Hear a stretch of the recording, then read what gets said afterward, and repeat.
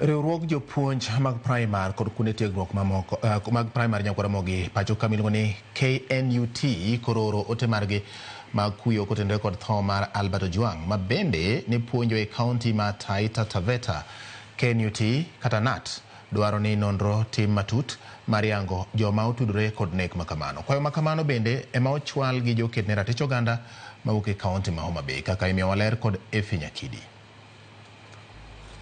Kaka yorno mar chung' kanyachiel ganyuola, riwruok jopuonj mar NAT nooro ote mar kuyo kod lit tok tho mar Albert Ojwang otieno mar tarik 8 dweni e tesend obila ma Central tok kanomake kod obila e kaunti ma Homa Bay. Ojwang ne japuonj e skul moro e kaunti ma Taita Taveta.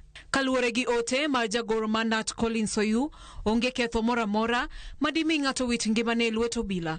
Wirani tij obila en chiwo arita ne oganda duto. Omedo ni tho mar Ojwang e lwet obila medo nyuolo paro kendo nyaka kete lai nonro ma tho mare. Komachielo, moko kuom jopuonjre mbalariany ma Pwani kama Albert Ojwang nosome nowuok oko mar kwedo kendo wito mabor lipot mane obila ogolo e wi tho mar Ojwang. We are saddened by what has happened.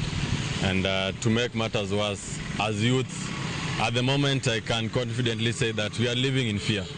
We live in a country whereby it's more safe to be taken by criminals or robbers rather than by policemen. Being taken by police to go answer questions is not a crime. People make offenses, they're taken, they go to the cell, they're booked, but being taken into a police cell and then not coming back alive, now that's something that's questionable. Kagiloso, jopuonjre go mako chung' motegno ni bad migao mar obila nyaka tim nonro mapiyo mayango tho Ojwang. Wirani onge yo mane onyalo goyo wiye e korot ma tesend obila en owuon. Upon investigations not to be done for years, but as soon as possible. We demand justice. We demand to know what happened to him. You cannot just tell us that he shook his hands, hit the wall, then unfortunately died. We need clear information on what transpired to his death.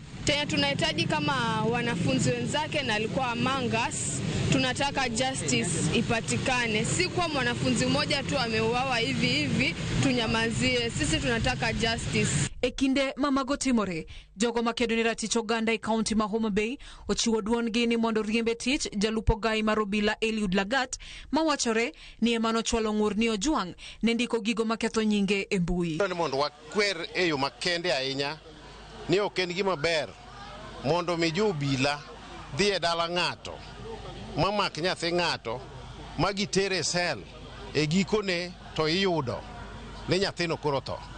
Wadwa ni mondo wakwedi e yo makende ahinya ni ok en gima ber ahinya mondo mi otimre. Kotelnegi kod spika mar bunge la wananchi e kaunti no Walter Opio gikoni Lagat ema owinjore kauting e wi tho mar Ojwang. Nikech gima notimore en ema nyinge iluongo ni notimo gima chalo kamaendi nikech en ema nooro officers mondo bi otim gima chal kama. In fact nyaka joma noor onego bed ni osegol e tich, ok mana joma ni Nairobi Central Police Station kende, nyaka DCI nikech joma nobiro ka kao Ojwang gin DCI gimbende onego ket gi thenge. Onge ng'atno manigi ratiro ma to deprive somebody's life nikech ng'iya nena kaka warito pesa kolal kata mana ka en 20,000 jogo biro gi nyamburko ma kila ng'ato ringo kamora amora.